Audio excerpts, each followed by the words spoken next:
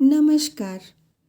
अगर आपको मेरा चैनल पसंद आता है और आप मेरे चैनल पर नए हैं तो मेरे चैनल को सब्सक्राइब, लाइक और शेयर कीजिए।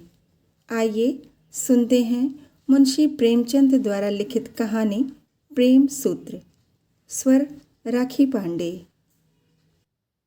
संसार में कुछ ऐसे मनुष्य भी होते हैं जिन्हें दूसरों के मुख से अपनी स्त्री की सौंदर्य प्रशंसा सुनकर उतना ही आनंद होता है जितना अपनी कीर्ति की चर्चा सुनकर। पश्चिमी सभ्यता के प्रसार के साथ ऐसे प्राणियों की संख्या बढ़ती जा रही है। पशुपतिनाथ वर्मा इन्हीं लोगों में थे। जब लोग उनकी परम सुंदरी स्त्री की तारीफ करते हुए कहते, ओहो, कितनी अनुपम रूप राशि है, कितना अलौकिक सौंदर्य है, तब वर्मा जी मारे खुशी और गर्व के फूल उठते थे। संध्या का समय था। मोटर गाड़ी तैयार खड़ी थी। वर्मा जी सैर करने जा रहे थे, किंतु प्रभा जाने को उत्सुक नहीं मालूम होती थी। वह एक कुर्सी पर बैठी हुई कोई उपन्यास पढ़ रही थी। वर्मा जी ने कहा, तुम तो अभी तक बैठी पढ़ रही हो, मेरा तो इस समय जाने को जी नहीं चाहता। नहीं प्रिय, इस समय तुम्हारा न चलना सितम हो जाएगा। मैं चाहता हूँ कि तुम्हारी इस मधुर छवि को घर से बाहर भी तो लोग देखें। जी नहीं, मुझे यह लालसा नहीं है। मेरे रूप की शोभा केवल तुम्हारे लिए है और तुम्ही को दिखाना चाहती हूँ। नहीं, मैं इतना स्वार्थांध नहीं हूँ। जब तुम सैर करने निकलो, मैं लोगों से यह सुनना चाहता हूँ कि कितनी मनोहर छवि है, पशुपति कितना भाग्यशाली पुरुष है। तुम चाहो, मैं नहीं चाहती, तो इसी बात पर आज मैं कहीं नहीं जाऊंगी। तुम भी मत जाओ, हम दोनों अपने ही बाग में टहलेंगे। तुम हौज के किनारे हरी घास पर लेट जाना। मैं तुम्हें वीणा बजाकर सुनाऊंगी, तुम्हारे लिए फूलों का हार बनाऊंगी। चांदनी में तुम्हारे साथ आंख मिचौनी खेलूंगी। नहीं नहीं प्रभा, आज हमें अवश्य चलना पड़ेगा। तुम कृष्णा से आज मिलने का वादा कराई हो। वह बैठी हमारा रास्ता देख रही होगी। हमारे न जाने से उसे कितना दुख होगा। हाय, वही कृष्णा, बार बार वही कृष्णा। पति के मुख से नित्य यह नाम चिंगारी की भांति उड़कर प्रभा को जलाकर भस्म कर देता था। प्रभा को अब मालूम हुआ कि आज ये बाहर जाने के लिए क्यों इतने उत्सुक हैं। इसीलिए आज इन्होंने मुझसे केशों को संवारने के लिए इतना आग्रह किया था। वह सारी तैयारी उसी कुलटा कृष्णा से मिलने के लिए थी। उसने दृढ़ स्वर में कहा, तुम्हें जाना हो जाओ, मैं न जाऊंगी। वर्मा जी ने कहा, अच्छी बात है, मैं ही चला जाऊंगा। पशुपति के जाने के बाद प्रभा को ऐसा जान पड़ा कि वह वाटिका उसे काटने दौड़ रही है। ईर्ष्या की ज्वाला से उसका कोमल शरीर, हृदय भस्म होने लगा। वे या वहाँ कृष्णा के साथ बैठे विहार कर रहे होंगे, उसी नागिन के से केश वाली कृष्णा के साथ, जिसकी आंखों में घातक विष भरा हुआ है। मर्दों की बुद्धि क्यों इतनी स्थूल होती है? इन्हें कृष्णा की चटक मटक ने क्यों इतना मोहित कर लिया है? उसके मुख से मेरे पैर का तलवा कहीं सुंदर है। हाँ, मैं एक बच्चे की माँ हूँ और वह नव यौवना है। जरा देखना चाहिए उनमें क्या बातें हो रही हैं। यह सोचकर वह अपनी सास के पास आकर बोली, अम्मा, इस समय अकेले जी घबराता है, चलिए कहीं घूम आवें। सास बहू पर प्राण देती थी, चलने पर राजी हो गई।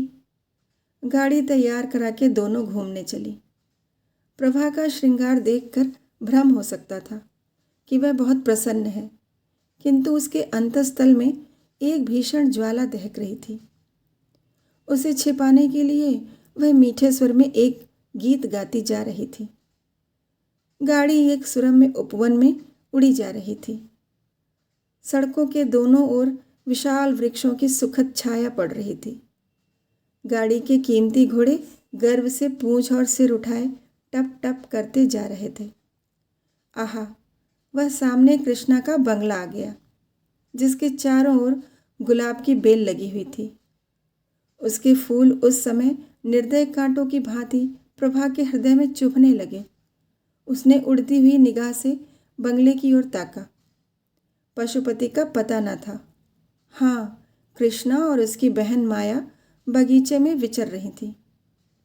गाड़ी बंगले के सामने से निकल ही चुकी थी कि दोनों बहनों ने प्रभा को पुकारा और एक क्षण में दोनों बालिकाएं हिरनियों की भांति उछलती कूदती फाटक की ओर दौड़ी। गाड़ी रुक गई। कृष्णा ने हंसकर सास से कहा, अम्मा जी, आज आप प्रभा को 1 आध घंटे के लिए हमारे पास छोड़ जाइए। आप इधर से लौटें तब इन्हें लेती जाइएगा। यह कहकर दोनों ने प्रभा को गाड़ी से बाहर खींच लिया। सास कैसे इनकार करती। जब गाड़ी चली गई तब दोनों बहनों ने प्रभा को बगीचे में एक बेंच पर जा बिठाया। प्रभा को इन दोनों के साथ बातें करते हुए बड़ी झिझक हो रही थी। वह उनसे हंसकर बोलना चाहती थी, अपने किसी बात से मन का भाव प्रकट नहीं करना चाहती थी, किंतु हृदय उनसे खिंचा ही रहा। कृष्णा ने प्रभा की साड़ी पर एक तीव्र दृष्टि डालकर कहा, बहन, क्या यह साड़ी अभी ली है? इसका गुलाबी रंग तो तुम पर नहीं खिलता, कोई और रंग क्यों नहीं लिया? प्रभा, उनकी पसंद है, मैं क्या करती। दोनों बहनें ठट्ठा मारकर हंस पड़ी। फिर माया ने कहा, उन महाशय की रुचि का क्या कहना, सारी दुनिया से निराली है। अभी इधर से गए हैं, सिर पर इससे भी अधिक लाल पगड़ी थी। सहसा पशुपति भी सैर से निकलता हुआ सामने से निकला। प्रभा को दोनों बहनों के साथ देखकर उसके जी में आया कि मोटर रोक ले। वह अकेले इन दोनों से मिलना शिष्टाचार के विरुद्ध समझता था, इसीलिए वह प्रभा को अपने साथ लाना चाहता था। जाते समय वह बहुत साहस करने पर भी मोटर से उतर न सका। प्रभा को वहां देखकर इस सुअवसर से लाभ उठाने की उसकी बड़ी इच्छा हुई, लेकिन दोनों बहनों की हास्य ध्वनि सुनकर वह संकोचवश न उतरा। थोड़ी देर तक तीनों रमणियां चुपचाप बैठी रहीं। तब कृष्णा बोली, पशुपति बाबू यहाँ आना चाहते हैं, पर शर्म के मारे नहीं आए। मेरा विचार है कि संबंधियों को आपस में इतना संकोच न करना चाहिए। समाज का यह नियम कम से कम मुझे तो बुरा मालूम होता है। तुम्हारा क्या विचार है प्रभा? प्रभा ने व्यंग भाव से कहा, यह समाज का अन्याय है। प्रभा इस समय भूमि की ओर ताक रही थी, पर उसकी आंखों से ऐसा तिरस्कार निकल रहा था जिसने दोनों बहनों के परिहास को लज्जा सूचक मौन में परिणित कर दिया। उसकी आंखों से एक चिंगारी सी निकली जिसने दोनों युवतियों के आमोद प्रमोद और उस कुवृत्ति को जला डाला जो प्रभा के पतिपरायण हृदय को बाणों से वेध रही थी। उस हृदय को जिसमें अपने पति के सिवा और किसी को जगह न थी। माया ने जब देखा कि प्रभा इस वक्त क्रोध से भरी बैठी है, तब बेंच से उठ खड़ी हुई और बोली, आओ बहन, ज़रा टहलें। यहाँ बैठे रहने से तो टहलना ही अच्छा है। प्रभा ज्यों की त्यों बैठी रही, पर वे दोनों बहनें बाग में टहलने लगी। उस वक्त प्रभा का ध्यान उन दोनों के वस्त्र आभूषण की ओर गया। माया बंगाल की गुलाबी रेशमी की एक महीन साड़ी पहने हुए थी, जिसमें न जाने कितने चुन्नटें पड़ी हुई थी। उसके हाथ में एक रेशमी छतरी थी, जिसे उसने सूर्य की अमित किरणों से बचने के लिए खोल लिया था। कृष्ण के वस्त्र भी वैसे ही थे। हाँ, उसकी साड़ी पीले रंग की थी और उसके घूंघर वाले बाल साड़ी के नीचे से निकलकर माथे और गालों पर लहरा रहे थे। प्रभा ने एक ही निगाह से ताड़ लिया कि इन दोनों युवतियों में किसी को उसके पति से प्रेम नहीं है, केवल आमोद लिप्सा के वशीभूत होकर यह स्वयं बदनाम होंगी और उसके सरल हृदय पति को भी बदनाम कर देंगी। उसने ठान लिया कि मैं अपने भ्रमर को इन विषाक्त पुष्पों से बचाऊंगी और चाहे जो कुछ हो उसे इनके ऊपर मंडराने न दूंगी, क्योंकि यहाँ केवल रूप का वास है, रस का नाम नहीं। प्रभा अपने घर लौटते ही उस कमरे में गई। उसकी लड़की शांति अपनी दाई की गोद में खेल रही थी। अपनी नन्ही जीती जागती गुड़िया की सूरत देखते ही प्रभा की आंखें सजल हो गईं। उसने मातृ स्नेह से विभोर होकर बालिका को गोद में उठा लिया, मानो किसी भयंकर पशु से उसकी रक्षा कर रही है। उस दुस्सह वेदना की दशा में उसके मुंह से यह शब्द निकला, बच्ची, तेरे बाप को लोग तुझसे छीनना चाहते हैं। हाय, तू क्या अनाथ हो जाएगी? नहीं नहीं, अगर मेरा बस चलेगा तो मैं इन निर्बल हाथों से उन्हें बचाऊंगी। आज से प्रभा विषादमय भावनाओं में मगन रहने लगी। आने वाली विपत्ति की कल्पना करके कभी कभी भय आतुर होकर चिल्ला पड़ती। उसकी आंखों में उस विपत्ति की तस्वीर खिंच जाती जो उसकी ओर कदम बढ़ाए चली आती थी। पर उस बालिका की तोतली बातें और उसकी आंखों की निशंक ज्योति प्रभा के विकल हृदय को शांत कर देती। वह लड़की को गोद में उठा लेती और वह मधुर हास्य छवि जो बालिका के पतले पतले गुलाबी होठों पर खेलती होती, प्रभा की सारी शंकाओं और बाधाओं को छिन्न भिन्न कर देती। उन विश्वासमय नेत्रों में आशा का प्रकाश उसे आश्वस्त कर देता। माँ, अभागिनी प्रभा, तू क्या जानती है क्या होने वाला है? ग्रीष्मकाल की चांदनी रात थी। सप्तमी का चांद प्रकृति पर अपना मंद शीतल प्रकाश डाल रहा था।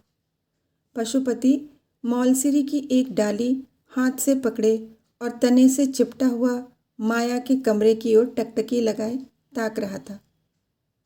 कमरे का द्वार खुला हुआ था और शांत निशा में रेशमी साड़ियों की सरसराहट के साथ दो रमणियों की मधुर हास्य ध्वनि मिलकर पशुपति के कानों तक पहुँचते पहुँचते आकाश में विलीन हो जाती थी। एकाएक दोनों बहनें कमरे से निकली और उसी ओर चली जहाँ पशुपति खड़ा था। जब दोनों उस वृक्ष के पास पहुंची तब पशुपति की परछाई देखकर कृष्णा चौंक पड़ी और बोली, हाँ बहन, यह क्या है? पशुपति वृक्ष के नीचे से आकर सामने खड़ा हो गया। कृष्णा उन्हें पहचान गई और कठोर स्वर में बोली, आप यहाँ क्या करते हैं? बतलाइए, यहाँ आपका क्या काम है? बोलिए जल्दी। पशुपति की सिट्टी पिट्टी गुम हो गई। इस अवसर के लिए उसने जो प्रेम वाक्य रटे थे वे सब विस्मृत हो गए।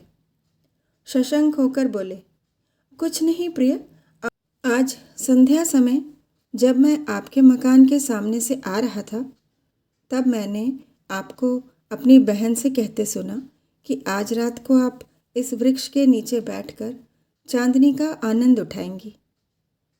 मैं भी आपसे कुछ कहने के लिए, आपके चरणों पर अपना समर्पित करने के लिए।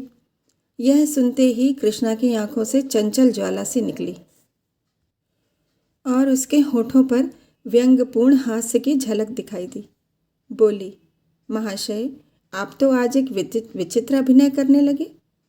कृपा करके पैरों पर से उठिए और जो कुछ कहना चाहते हो जल्द कह डालिए और जितने आंसू गिराने हो 1 सेकंड में गिरा दीजिए। मैं रुक रुक कर और घिघिया कर बातें करने वालों को पसंद नहीं करती। हाँ, और ज़रा बातें और रोना साथ साथ ना हो। कहिए, क्या कहना चाहते हैं? आप ना कहेंगे? लीजिए, समय बीत गया, मैं जाती हूँ। कृष्णा वहाँ से चल दी। माया भी उसके साथ ही चली गई। पशुपति एक क्षण तक वहाँ खड़ा रहा, फिर वह भी उनके पीछे पीछे चला। मानो वह सुई है जो चुंबक के आकर्षण से आप ही आप खींचा चला जाता है। सहसा कृष्णा रुक गई और बोली, सुनिए पशुपति बाबू, आज संध्या समय प्रभा की बातों से मालूम हो गया कि उन्हें आपका और मेरा मिलना जुलना बिल्कुल नहीं भाता। पशुपति, प्रभा की तो आप चर्चा ही छोड़ दीजिए। कृष्णा, क्यों छोड़ दूं? क्या वह आपकी स्त्री नहीं है? आप इस समय उसे घर में अकेली छोड़कर मुझसे क्या कहने के लिए आए हैं? यही कि उसकी चर्चा न करूं? पशुपति, जी नहीं, यह कहने के लिए कि अब वह विरह अग्नि नहीं सही जाती। कृष्णा ने ठट्ठा मारकर कहा, आप तो इस कला में बहुत निपुण जान पड़ते हैं। प्रेम, समर्पण, विरह अग्नि, यह शब्द आपने कहाँ सीखे? पशुपति, कृष्णा, मुझे तुमसे इतना प्रेम है कि मैं पागल हो गया हूँ। कृष्णा, तुम्हें प्रभा से क्यों प्रेम नहीं है? पशुपति, मैं तो तुम्हारा उपासक हूँ। कृष्णा, लेकिन यह क्यों भूल जाते हो कि तुम प्रभा के स्वामी हो? पशुपति, तुम्हारा तो दास हूँ। कृष्णा, मैं ऐसी बातें नहीं सुनना चाहती। पशुपति, तुम्हें मेरी एक एक बात सुननी पड़ेगी। तुम जो चाहो वह करने को मैं तैयार हूँ। कृष्णा, अगर यह बातें कहीं वह सुन ले तो? पशुपति, सुन ले तो सुन ले, मैं हर बात के लिए तैयार हूँ। मैं फिर कहता हूँ कि अगर तुम्हारी मुझ पर कृपा दृष्टि न हुई तो मैं मर जाऊँगा। कृष्णा, तुम्हें यह बात करते समय अपनी पत्नी का ध्यान नहीं आता? पशुपति, मैं उसका पति नहीं होना चाहता। मैं तो तुम्हारा दास होने के लिए बनाया गया हूँ। वह सुगंध जो इस समय तुम्हारी गुलाबी साड़ी से निकल रही है मेरी जान है। तुम्हारे ये छोटे छोटे पाँव मेरे प्राण हैं। तुम्हारी हंसी, तुम्हारी छवि, तुम्हारा एक एक अंग मेरे प्राण है। मैं केवल तुम्हारे लिए पैदा हुआ हूँ। कृष्णा, भाई, अब तो सुनते सुनते कान भर गए। यह व्याख्यान और यह गद्य काव्य सुनने के लिए मेरे पास समय नहीं है। आओ माया, मुझे तो सर्दी लग रही है, चलकर अंदर बैठे। यह निष्ठुर शब्द सुनकर पशुपति की आंखों के सामने अंधेरा छा गया, मगर अब भी उसका मन यही चाहता था कि कृष्णा के पैरों पर गिर पड़े और इससे भी करुण शब्दों में अपनी प्रेम कथा सुनाई। किंतु दोनों बहनें इतनी देर में अपने कमरे में पहुंच चुकी थीं और द्वार बंद कर लिया था। पशुपति के लिए निराश घर लौट आने के सिवा कोई चारा न रह गया। कृष्णा अपने कमरे में जाकर थकी हुई सी एक कुर्सी पर बैठ गई और सोचने लगी, कहीं प्रभा सुन ले तो बात का बतंगड़ हो जाए। सारे शहर में इसकी चर्चा होने लगी और हमें कहीं मुंह दिखाने को जगह न रहे। और यह सब एक ज़रा सी दिल्लगी के कारण। पर पशुपति का प्रेम सच्चा है, इसमें संदेह नहीं। वह जो कुछ कहता है अंतःकरण से कहता है। अगर मैं इस वक्त ज़रा सा संकेत कर दूं तो वह प्रभा को भी छोड़ देगा। अपने आपे में नहीं है, जो कुछ कहूं वह करने को तैयार है। लेकिन नहीं प्रभा, डरो मत, मैं तुम्हारा सर्वनाश न करूंगी। तुम मुझसे बहुत नीचे हो। यह मेरे अनुपम सौंदर्य के लिए गौरव की बात नहीं कि तुम जैसी रूप विहीना से बाजी मार ले जाऊं। अभागे पशुपति, तुम्हारे भाग्य में जो कुछ लिखा था वह हो चुका। तुम्हारे ऊपर मुझे दया आती है, पर क्या किया जाए। एक खत पहले हाथ पड़ चुका था। यह दूसरा पत्र था जो प्रभा को पतिदेव के कोट की जेब में मिला। कैसा पत्र था! आह, इसे पढ़ते ही प्रभा की देह में एक ज्वाला सी उठने लगी। तो यूँ कहिए कि ये अब कृष्णा के हो चुके। अब इसमें कोई संदेह नहीं रहा। अब मेरे जीने को धिक्कार है। जब जीवन में कोई सुख ही नहीं रहा तो क्यों ना इस बोझ को उतार कर फेंक दूं। वही पशुपति जिसे कविता से लेश मात्र भी रुचि न थी, अब कवि हो गया था और कृष्णा को छंदों में पत्र लिखता था। प्रभा ने अपने स्वामी को उधर से हटाने के लिए वह सब कुछ किया जो उससे हो सकता था, पर प्रेम का प्रवाह उसके रोके न रुका। और आज उस प्रवाह तके उसके जीवन की नौका निराधार बही चली जा रही थी। इसमें संदेह नहीं कि प्रभा को अपने पति से सच्चा प्रेम था, लेकिन आत्मसमर्पण की तुष्टि आत्मसमर्पण से ही होती है। वह उपेक्षा और निष्ठुरता को सहन नहीं कर सकता। प्रभा के मन के विद्रोह का भाव जागृत होने लगा। उसके आत्म अभिमान जाता रहा। उसके मन में न जाने कितने भीषण संकल्प होते, किंतु अपनी असमर्थता और दीनता पर आप रोने लगती। आह, उसका सर्वस्व उससे छीन लिया गया और अब संसार में उसका कोई मित्र नहीं, कोई साथी नहीं। पशुपति आजकल नित्य बनाव सिंगार में मगन रहता, नित्य नए नए सूट बदलता। उसे आईने के सामने अपने बालों को संवारते देखकर प्रभा की आंखों से आंसू बहने लगते। सारी तैयारी उसी दुष्ट के लिए हो रही है। यह चिंता जहरीले सांप की भांति उसे डस लेती थी। वह अब अपने पति को प्रत्येक बात, प्रत्येक गति को सूक्ष्म दृष्टि से देखती। कितनी ही बातें जिन पर वह पहले ध्यान भी न देती थी, अब रहस्य से भरी हुई जान पड़ती। वह रात को न सोती, कभी पशुपति की जेब टटोलती, कभी उसकी मेज पर रखे हुए पत्रों को पढ़ती। इसी टोह में वह रात दिन पड़ी रहती। वह सोचने लगी, मैं क्या प्रेम वंचिता बनी बैठी रहूं? क्या मैं प्राणेश्वरी नहीं बन सकती? क्या इसे परित्यक्ता बनकर भी काटना होगा?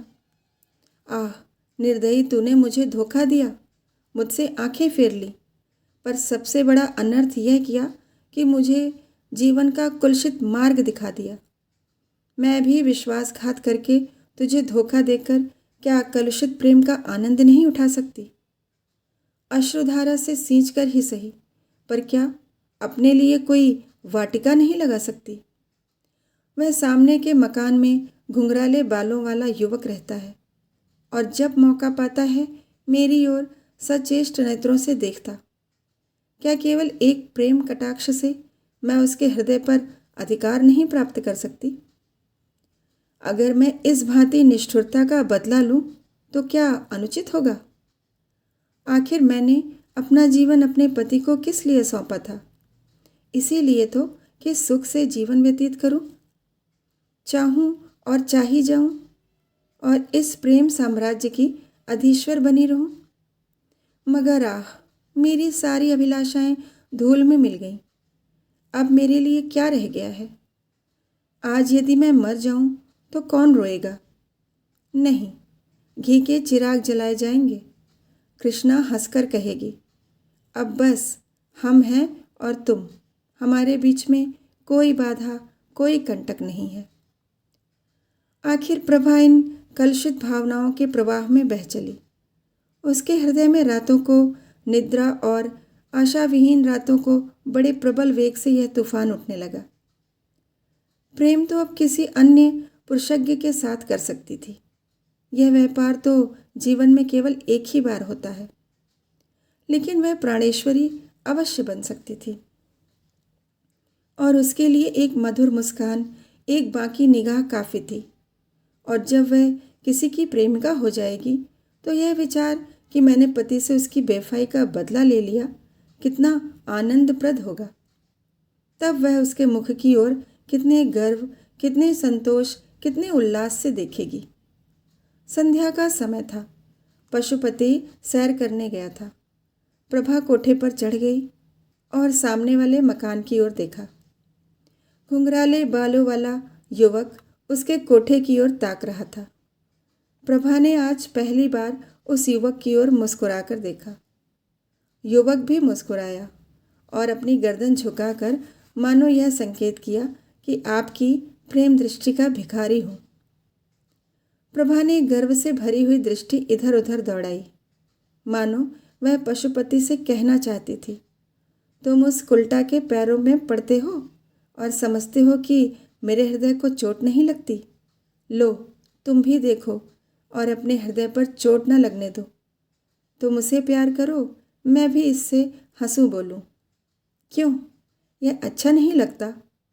इस दृश्य को शांत चित्त से नहीं देख सकते? क्यों, रक्त खौलने लगता है? मैं वही तो कह रही हूँ जो तुम कह रहे हो।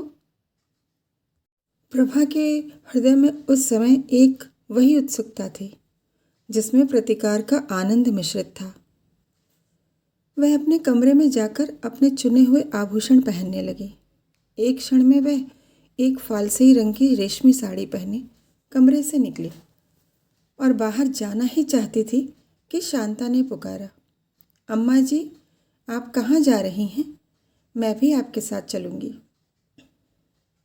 प्रभा ने झट बालिका को गोद में उठा लिया और उसे छाती से लगाते ही उसके विचारों ने पलटा खाया। उन बाल नेत्रों में उसके प्रति कितना असीम विश्वास, कितना सरल स्नेह, कितना पवित्र प्रेम झलक रहा था। उसे उस समय माता का कर्तव्य याद आया। क्या उसकी प्रेम आकांक्षा उसके वात्सल्य भाव को कुचल देगी? क्या वह प्रतिकार की प्रबल इच्छा पर अपने मातृ कर्तव्य को बलिदान कर देगी? क्या वह अपने क्षणिक सुख के लिए उस बालिका का भविष्य, उसका जीवन धूल में मिला देगी? प्रभा की आंखों से आंसू की 2 बूंद गिर पड़ी। उसने कहा, नहीं, कदापि नहीं। मैं अपनी प्यारी बच्ची के लिए सब कुछ सह सकती हूँ। 1 महीना गुजर गया। प्रभा अपनी चिंताओं को भूल जाने की चेष्टा करती रहती थी, पर पशुपति नित्य किसी न किसी बहाने से कृष्णा की चर्चा किया करता। कभी कभी हंसकर कहता, प्रभा, अगर तुम्हारी अनुमति हो तो मैं कृष्णा से विवाह कर लूं। प्रभा इसके जवाब में रोने के सिवा और क्या कर सकती थी। आखिर एक दिन पशुपति ने उसे विनयपूर्ण शब्दों में कहा, प्रभा, उस रमणी की छवि मेरी आंखों से नहीं उतरती। उसने मुझे कहीं का नहीं रखा। यह कहकर उसने कई बार अपना माथा ठोका। प्रभा का हृदय करुणा से द्रवित हो गया। उसकी दशा उस रोगी की सी थी जो यह जानता हो कि मौत उसके सिर पर खेल रही है, फिर भी उसकी जीवन लालसा दिन दिन बढ़ती जाती हो। प्रभा इन सारी बातों पर भी अपने पति से प्रेम करती थी और स्त्री सुलभ स्वभाव के अनुसार कोई बहाना खोजती थी कि उसके अपराधों को भूल जाए और उसे क्षमा कर दे। एक दिन पशुपति बड़ी रात गए घर आया और रात भर नींद में कृष्णा कृष्णा कहकर बर्राता रहा। प्रभा ने अपने प्रियतम का यह अंतर्नाद सुना और सारी रात चुपके चुपके रोया की, बस रोया की। प्रातःकाल वह पशुपति के लिए दूध का प्याला लिए खड़ी थी कि वह उसके पैरों पर गिर पड़ा और बोला, प्रभा, मेरी तुमसे एक विनय है। तुम ही मेरी रक्षा कर सकती हो, नहीं मैं मर जाऊंगा। मैं जानता हूँ कि यह सुनकर तुम्हें बहुत कष्ट होगा, लेकिन मुझ पर दया करो। मैं तुम्हारी इस कृपा को कभी न भूलूंगा। मुझ पर दया करो। प्रभा कांपने लगी। पशुपति क्या कहना चाहता है यह उसका दिल साफ बता रहा था। फिर भी वह भयभीत होकर पीछे हट गई और दूध का प्याला मेज पर रखकर अपने पीले मुख को कांपते हुए हाथों से छिपा लिया। पशुपति ने फिर भी सब कुछ ही कह डाला। लालस अग्नि अब अंदर न रह सकती थी। उसकी ज्वाला बाहर निकल ही पड़ी। तात्पर्य यह था कि पशुपति ने कृष्णा के साथ विवाह करना निश्चय कर लिया था। वह उसे दूसरे घर में रखेगा और प्रभा के यहाँ 2 रात और 1 रात उसके यहाँ रहेगा। ये बातें सुनकर प्रभा रोई नहीं, वरन स्तंभित होकर खड़ी रह गई। उसे ऐसा मालूम हुआ कि उसके गले में कोई चीज़ अटकी हुई है और वह सांस नहीं ले सकती। पशुपति ने फिर कहा, प्रभा, तुम नहीं जानती कि जितना प्रेम तुमसे मुझे आज है उतना पहले कभी नहीं था। मैं तुमसे अलग नहीं हो सकता। मैं जीवन पर्यंत तुम्हें इसी भांति प्यार करता रहूँगा, पर कृष्णा मुझे मार डालेगी। केवल तुम ही मेरी रक्षा कर सकती हो। मुझे उसके हाथ मत छोड़ो। प्रिय अभागिनी प्रभा, तुझसे पूछ पूछ कर तेरी गर्दन पर छुरी चलाई जा रही है। पशुपति ने आगे बढ़कर उसे पकड़ लिया और उसके मुरझाए हुए मुख पर अश्रु सिंचित कपोलों को चूम चूम कर कहने लगा, प्रिय, मुझे भूल न जाना। तुम्हारी याद मेरे हृदय में सदैव बनी रहेगी। अपनी अंगूठी मुझे देती जाओ, मैं उसे तुम्हारी निशानी समझकर रखूँगा और उसे हृदय से लगाकर इस दाह को शीतल करूँगा। ईश्वर के लिए प्रभा, मुझे छोड़ना मत, मुझसे नाराज़ न होना। 1 सप्ताह के लिए अपनी माता के पास जाकर रहो, फिर मैं तुम्हें जाकर लाऊंगा। प्रभा ने पशुपति के करपाश से अपने को छुड़ा लिया और अपनी लड़की का हाथ पकड़े हुए गाड़ी की ओर चली। उसने पशुपति को न कोई उत्तर दिया और न यह सुना कि वह क्या कर रहा है। अम्मा, आप क्यों हंस रही हैं? कुछ तो नहीं बेटी, वह पीले पीले पुराने कागज़ तुम्हारे हाथ में क्या है? ये उस ऋण के पुर्जे हैं जो वापस नहीं मिला। ये तो पुराने खत मालूम होते हैं। नहीं बेटी, बात यह थी कि प्रभा अपनी 14 वर्ष की युवती पुत्री के सामने सत्य का पर्दा नहीं खोलना चाहती थी। माँ, वे कागज़ वास्तव में एक ऐसे कर्जे के पुर्जे थे जो वापस नहीं मिला। ये वही पुराने पत्र थे जो आज एक किताब में रखे हुए मिले थे और ऐसे फूल की पंखुड़ियों की भांति दिखाई देते थे जिनका रंग और गंध किताब में रखे रखे उड़ गई हो। तथापि वे उस सुख के दिनों को याद दिला रहे थे और इस कारण प्रभा की दृष्टि में वे बहुमूल्य थे। शांता समझ गई कि अम्मा कोई ऐसा काम कर रही हैं जिसकी खबर मुझे नहीं करनी चाहती, और इस बात से प्रसन्न होकर कि मेरी दुखी माता आज अपना शोक भूल गई है और जितनी देर तक वह इस आनंद में मगन रहे उतना ही अच्छा है, एक बहाने से बाहर चली गई। प्रभा जब अपने कमरे में अकेली रह गई तब उसने पत्रों का फिर पढ़ना शुरू किया। आह, इन 14 वर्षों में क्या कुछ नहीं हो गया। इस समय उस गृहिणी के हृदय में कितनी ही पूर्व स्मृतियाँ जागृत हो गईं, जिन्होंने हर्ष और शोक के स्रोत एक साथ ही खोल दिए। प्रभा के चले जाने के बाद पशुपति ने बहुत चाहा कि कृष्णा से उसका विवाह हो जाए, पर वह राजी न हुई। इसी नैराश्य और क्रोध की दशा में पशुपति एक कंपनी का एजेंट होकर यूरोप चला गया। तब फिर उसे प्रभा की याद आई। कुछ दिनों तक उसके पास से क्षमा प्रार्थना पूर्ण पत्र आते रहे, जिनमें वह बहुत जल्द घर आकर प्रभा से मिलने के वादे करता रहा और प्रेम के इस नए प्रवाह में पुरानी कटुताओं को जलमग्न कर देने की आशा में स्वप्न देखता रहा। पति परायणता प्रभा के संतप्त हृदय में फिर आशा की हरियाली लहराने लगी। मुरझाई हुई आशा लताएं फिर पल्लवित होने लगी, किंतु यह भी भाग्य की एक क्रीड़ा ही थी।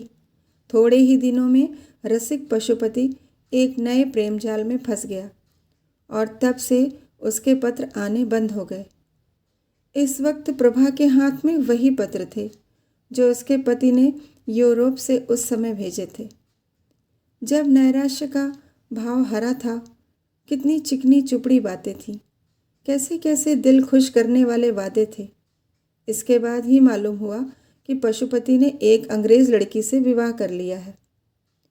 प्रभा पर वज्र सा गिर पड़ा, उसके हृदय के टुकड़े हो गए, सारी आशाओं पर पानी फिर गया। उसका निर्बल शरीर इस आघात को सहन न कर सका। उसे ज्वर आने लगा और किसी को उसके जीवन की आशा न रही। वह स्वयं मृत्यु की अभिलाषिणी थी और मालूम भी होता था कि मौत किसी सर्प की भांति उसकी देह से लिपट गई है। लेकिन बुलाने से मौत भी नहीं आती। ज्वर शांत हो गया और प्रभा फिर वही आशाविहीन जीवन व्यतीत करने लगी। एक दिन प्रभा ने सुना कि पशुपति यूरोप से लौट आया है और वह यूरोपीय स्त्री उसके साथ नहीं है, बल्कि उसके लौटने का कारण वही स्त्री हुई है। वह औरत 12 साल तक उसकी सहयोगिनी रही, पर एक दिन एक अंग्रेज युवक के साथ भाग गई। इस भीषण और अत्यंत कठोर आघात ने पशुपति की कमर तोड़ दी वह नौकरी छोड़कर घर चला आया। अब उसकी सूरत इतनी बदल गई थी, उसके मित्र लोग उससे बाजार में मिलते तो उसे पहचान न सकते थे। मालूम होता था कोई बूढ़ा कमर झुकाए चला जाता है। उसके बाल तक सफ़ेद हो गए। घर आकर पशुपति ने एक दिन शांता को बुला भेजा। इस तरह शांता उसके घर आने जाने लगी। वह अपने पति की दशा देखकर मन ही मन कुढ़ती थी।